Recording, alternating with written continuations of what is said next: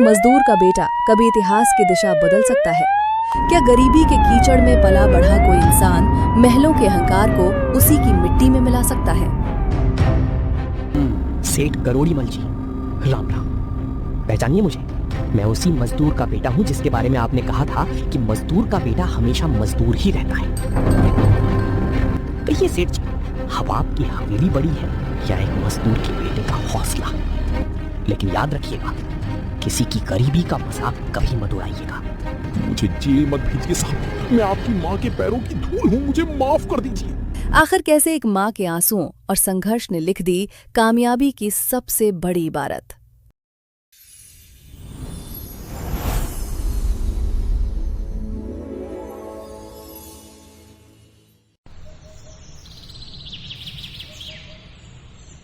ये कहानी है आत्मसम्मान की, ये कहानी है एक माँ के आंसुओं की, और ये कहानी है उस मजबूत इरादे की जो वक्त की हर मार को सहकर भी कभी नहीं टूटा।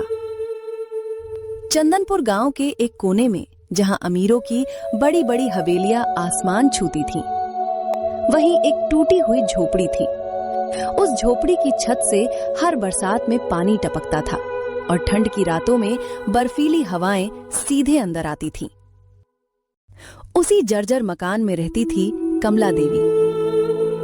कमला देवी के पति का साया बरसों पहले उनके सिर से उठ चुका था। तब से लेकर आज तक कमला देवी ने अपने छोटे से बेटे विकास को पालने के लिए अपनी हर खुशी, अपनी हर आँच को कुर्बान कर दिया था।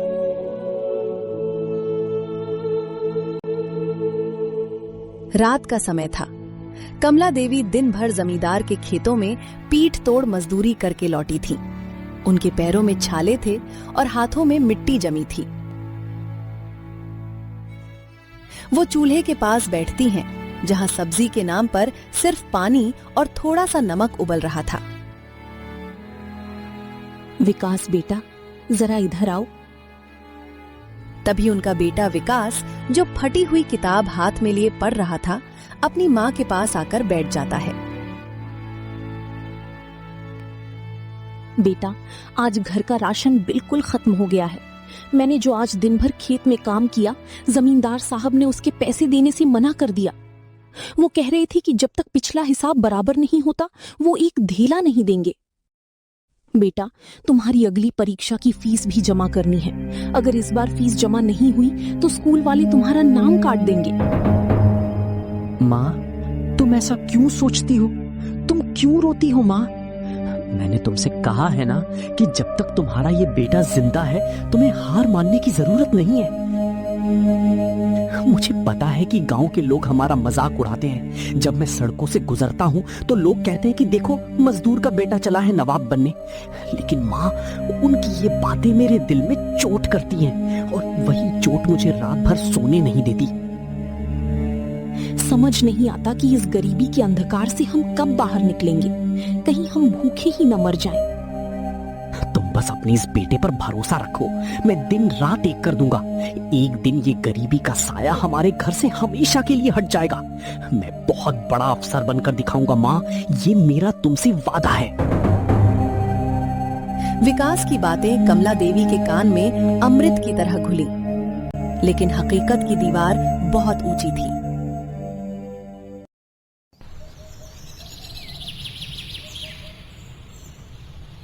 सुबह होते ही स्कूल की फीस और विकास की नई किताबों का इंतजाम करना था। कमला देवी जानती थी कि अब उनके पास गांव के सबसे बड़े, सबसे बेरहम और घमंडी व्यापारी सेठ करोड़ीमल की उस बड़ी कोठी पर जाने के अलावा कोई और रास्ता नहीं बचा था। सेठ करोड़ीमल का मकान गांव में सबसे बड़ा था, लेकिन उसका दिल उतना ही छोटा और मैला था।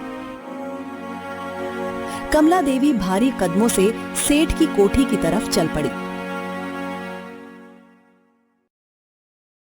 जब कमला देवी उस विशाल हवेली के सामने पहुंची तो वहां का ठाट बाट देखकर उसकी आंखें चौंधिया गईं। चारों तरफ नौकर चाकर घूम रहे थे। कोठी में सेठ करोड़ीमल आराम कुर्सी पर बैठा हुक्का गुड़गुड़ा रहा था। कमला देवी दरवाजे की चौखट पर ही खड़ी हो गई। उसका स्वाभिमान उसे अंदर जाने से रोक रहा था, लेकिन एक माँ की लाचारी उसे आगे ढकेल रही थी। हे भगवान, मुझे इतनी शक्ति देना कि मैं अपनी बेटी के भविष्य के लिए इस अपमान को सह सकूं। मैं अपनी गरीबी का तमाशा नहीं बनवाना चाहती, पर मेरे विकास की पढ़ाई रुकनी नहीं चाहिए। कमला देवी ने अपनी फटी हुई साड़ी के पल्लू को सर पर ठीक किया, आंखें नीचे की और धीरे धीरे चलकर सेठ के चबूतरे के पास जा खड़ी हुई। सेठ जी, राम राम। मैं कमला हूँ, माधव की पत्नी। सेठ जी, आज एक बहुत बड़ी मजबूरी में आपकी इस ऊंचे दरवाजे पर आई हूँ। मेरा बेटा विकास, वो पढ़ने में बहुत तेज है सेठ जी।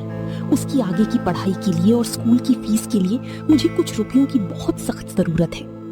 अगर आप मुझे थोड़े से रुपये उधार दे देते तो मेरी दुनिया उजड़ने से बच जाती। मैं आपके यहाँ दिन रात काम करूंगी, खेतों में दुगनी मजदूरी करूंगी और आपका एक एक पैसा ब्याज समेत लौटा दूंगा सेठ जी। कृपया मना मत कीजिएगा। सेठ करोड़ीमल ने हुक्के का धुआं हवा में छोड़ा। उसने कमला देवी को ऊपर से नीचे तक देखा और फिर उसकी कोठी में बैठे उसके मुंशी और लठैत जोर जोर से हंसने लगे। माहौल में एक अजीब सा सन्नाटा छा गया, जिसे सिर्फ सेठ की बदतमीज हंसी तोड़ रही थी। अरे मुंशी जी, जरा सुनिए इस कमला की बात। इसका लड़का वो मजदूर का बच्चा अफसर बनेगा।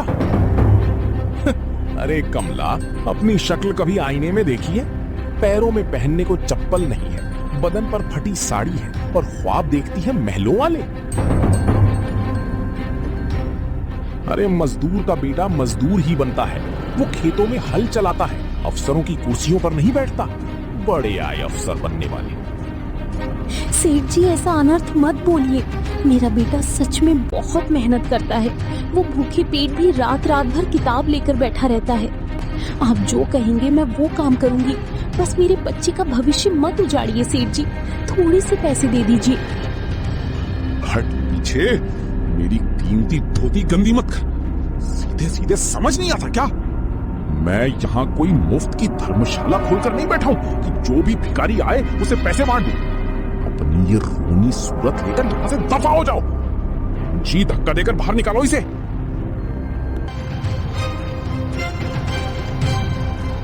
सेठ के लठैतों ने कमला देवी को कोठी के बड़े दरवाजे से बाहर धकेल दिया।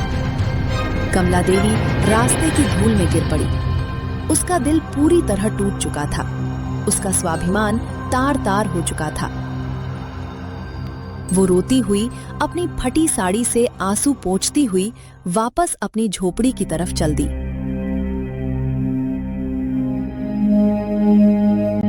रास्ते भर लोग उसे देख रहे थे, पर किसी के दिल में दया नहीं थी।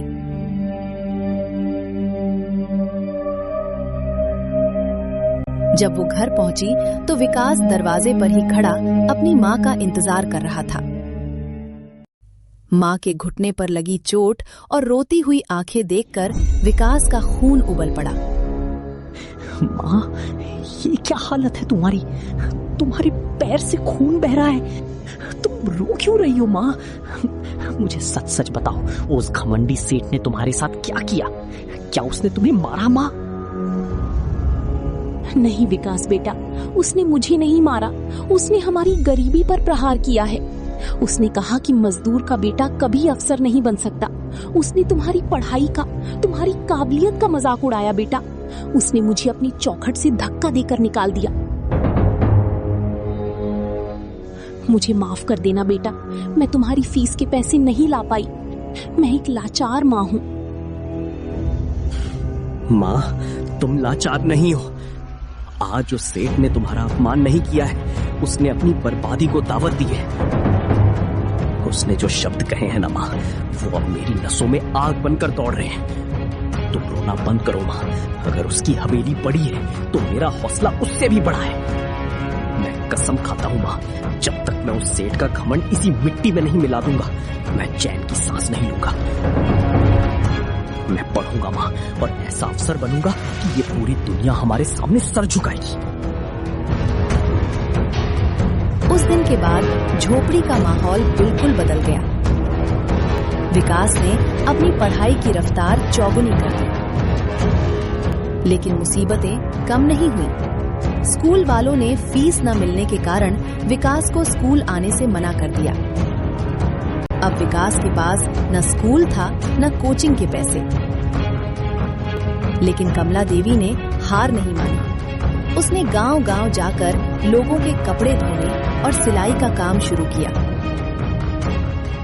रात के समय जब पूरी दुनिया सो जाती थी, कमला देवी लकड़ियां चुनकर लाती और विकास के लिए लालटेन का तेल बचाती थी। साल बीते और विकास की पहली बड़ी परीक्षा का समय आया। विकास परीक्षा देने शहर गया।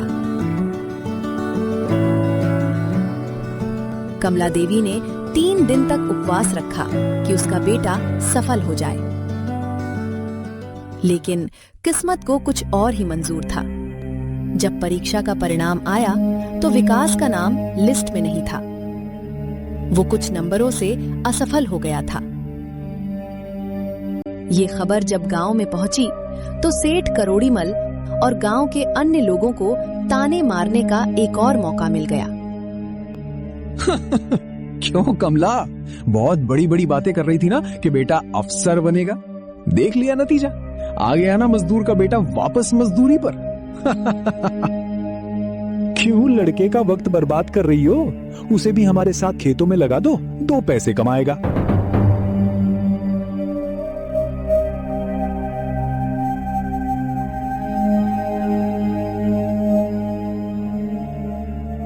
विकास अपनी इस पहली हार से पूरी तरह टूट चुका था।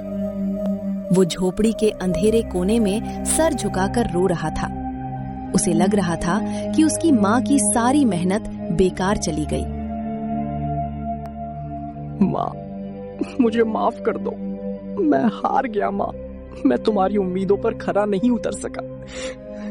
गांव वाले सही कह रहे हैं, शायद हमारी किस्मत में यही गरीबी लिखी है।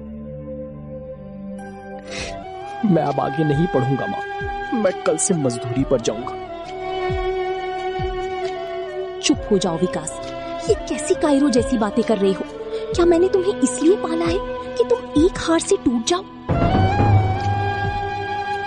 बेटा, शेर जब 2 कदम पीछे हटाता है तो वो हारता नहीं है, वो ऊंची छलांग लगाने की तैयारी करता है। ये गांव वाले जो आज हंस रहे हैं ना, इन्हें हंसने दो। ये तुम्हारी मेहनत की आंच को नहीं जानते। कमला देवी कमरे के अंदर जाती है और अपनी फटी संदूक से एक छोटी सी पोटली निकालती है। उस पोटली में चांदी के 2 पुराने कंगन थे, जो उनकी माँ की आखिरी निशानी थे।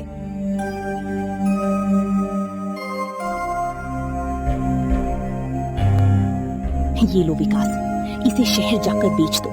इससे जो पैसे मिलेंगे उससे नई किताबें लाओ और फिर से तैयारी करो। जब तक मेरी सांसें चल रही हैं, मैं तुम्हें मजदूर नहीं बनने दूंगा। तुम्हें अफसर बनना ही होगा, मेरी कसम है तुम्हें। माँ के इन शब्दों और उन चांदी के कंगनों ने विकास के अंदर एक नई ऊर्जा, एक नया तूफान खड़ा कर दिया। विकास ने माँ के पैर छुए, कंगन लिए और उसी रात दोबारा तैयारी के लिए शहर की तरफ निकल गया। इस बार उसके दिमाग में सिर्फ सफलता थी। अगले 2 साल तक विकास ने न दिन देखा न रात। उसने भूख, प्यास, आराम सब कुछ त्याग दिया। उधर गांव में कमला देवी की तबीयत लगातार बिगड़ती जा रही थी, लेकिन वो विकास को फोन पर हमेशा यही कहती कि वो बिल्कुल ठीक है, ताकि विकास का ध्यान न भटके।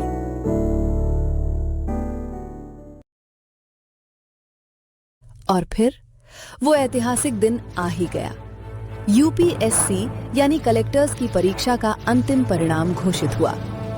पूरे देश के टेलीविजन और अखबारों में एक ही नाम गूंज रहा था, विकास कुमार, जिसने बिना किसी कोचिंग के अपनी मां के संघर्ष के दम पर पूरे भारत में पहला स्थान, ऑल इंडिया रैंक 1 हासिल किया था। वो चंदनपुर गांव का गरीब लड़का अब पूरे जिले का सर्वोच्च अफसर यानी कलेक्टर बन चुका था।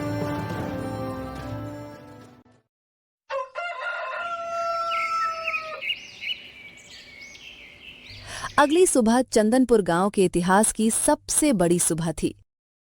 गांव के लोग रोज की तरह उठकर अपने कामों में जा रहे थे कि अचानक पूरा गांव गाड़ियों के सायरन की आवाज से गूंज उठा।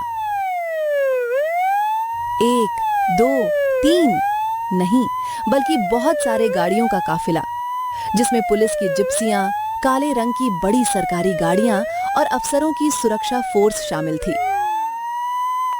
सबसे आगे वाली गाड़ी पर शान से भारत का तिरंगा झंडा लहरा रहा था।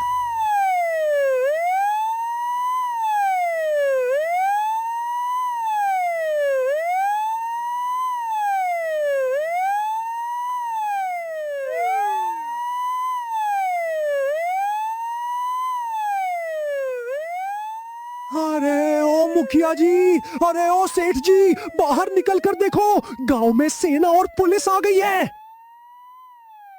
अरे नहीं, ये तो अपनी कमला का बेटा विकास है। वो तो पूरे जिले का बड़ा साहब बनकर आया है। गाड़ियां उसकी झोपड़ी की तरफ जा रही हैं। चलो चलो वहां चलकर देखते हैं। गांव के लोग जो कल तक विकास का मजाक उड़ाते थे, आज गाड़ियों के पीछे पीछे हाथ जोड़कर दौड़ रहे थे। गाड़ियों का काफिला कमला देवी की उसी टूटी हुई झोपड़ी के सामने आकर रुकता है। चारों तरफ पुलिस के जवान मुस्तैद हो जाते हैं। गाड़ी का दरवाजा खुलता है और विकास कड़कदार अफसरों की वर्दी पहने बाहर निकलता है। उसकी आंखों में एक अलग ही चमक थी। सामने झोपड़ी के दरवाजे पर कमला देवी खड़ी थीं। उनकी आंखों से खुशी के आंसू बह रहे थे। विकास अपनी वर्दी की परवाह किए बिना सीधे दौड़कर अपनी मां के पैरों में गिर जाता है। वो मां के पैरों की धूल को अपने माथे पर लगाता है और फूट फूट कर रो पड़ता है। माँ, देखो तुम्हारा बेटा वापस आ गया। देखो माँ, मैं अफसर बन गया। ये जो लाल बत्ती की गाड़ी है, ये जो पुलिस के जवान खड़े हैं, ये जो सम्मान मुझे मिल रहा है माँ, ये मेरा नहीं है। ये तुम्हारी उस मजदूरी का फल है। ये तुम्हारी भूखी रातों का इनाम है। ये तुम्हारे उन चांदी के कंगनों की ताकत है माँ। आज तुम्हारे इस बेटे के सामने बड़े बड़े लोग सर झुकाते हैं। आज तुम्हारी जीत हुई है माँ। मेरा बच्चा, मेरा अफसर बेटा, आज मेरे जीवन के सारे दुख मिट गए। आज मुझे वो सब कुछ मिल गया जो इस दुनिया ने मुझसे छीना था। मुझे पता था मेरा बेटा एक दिन मेरा सर गर्व से ऊंचा करेगा। पूरा गांव ये नजारा देखकर रो रहा था। तभी विकास की नजर भीड़ के सबसे पीछे खड़े सेठ करोड़ीमल पर पड़ती है। सेठ करोड़ीमल थर-थर कांप रहा था। उसका चेहरा सफेद पड़ चुका था। विकास गंभीर कदमों से अपनी अफसर की ठसक के साथ सेठ की तरफ बढ़ता है। विकास सेठ के सामने जाकर खड़ा हो जाता है। सेठ करोड़ीमल जी, राम राम। पहचानिए मुझे? मैं उसी मजदूर का बेटा हूं जिसके बारे में आपने कहा था कि मजदूर का बेटा हमेशा मजदूर ही रहता है। आपने मेरी मां को अपनी चौखट से धक्का दिया था ना। आज देखिए, आज मैं उसी हैसियत से आपके सामने खड़ा हूं। कहिए सेठ जी, अब आपकी हवेली बड़ी है या एक मजदूर के बेटे का हौसला? हुजूर, मुझे माफ कर दीजिए। मुझसे बहुत बड़ा पाप हुआ था। मैंने आपकी देवी जैसी माँ का अपमान किया था। कानून अपना काम करेगा सेठ जी, लेकिन याद रखिएगा, किसी की गरीबी का मजाक कभी मत उड़ाइएगा। मुझे जेल मत भेजिए साहब। मैं आपकी माँ के पैरों की धूल हूँ। मुझे माफ कर दीजिए। माफी मुझसे नहीं, मेरी माँ के पैरों में गिरकर मांगिए। सेठ करोड़ीमल दौड़कर कमला देवी के पैरों में गिर जाता है और रो रो कर माफी मांगता है। कमला देवी जी, मुझे माफ कर दीजिए। मैंने आपके साथ बहुत बुरा व्यवहार किया। मैंने आपकी गरीबी पर हंसा। मैं अपने अहंकार में डूब गया था। मुझे माफ कर दीजिए कमला देवी जी, मुझे माफ कर दीजिए। कमला देवी अपनी महानता दिखाते हुए उसे माफ कर देती हैं। उठिए सेठ जी, गरीबी कपड़ों में होती है, दिल में नहीं। आपने मेरी गरीबी का मजाक उड़ाया, उसका मुझे दुख नहीं था। दुख इस बात का था कि धन के चक्कर में आप इंसानियत भूल गए थे। उठिए, बीते हुए कल को यहीं भूल जाइए। मैंने आपको दिल से माफ किया। इसके बाद विकास अपनी माँ का हाथ थामता है और उन्हें बहुत ही सम्मान के साथ अपनी सरकारी गाड़ी पर बिठाता है। गाड़ियों का काफिला सायरन बजाता हुआ शहर के सबसे वीआईपी इलाकते की ओर चल पड़ता है।